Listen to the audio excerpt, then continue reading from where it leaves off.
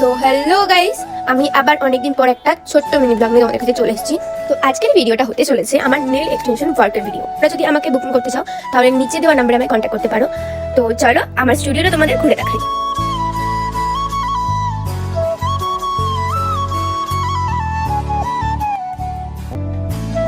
তো আমার স্টুডিওটা কেমন লাগলো তোমরা অবশ্যই কমেন্টে জানিও। আর তোমরা যদি আমার স্টুডিওতে ভিজিট করতে চাও তাহলে অবশ্যই আমাকে কন্ট্যাক্ট করতে পারো।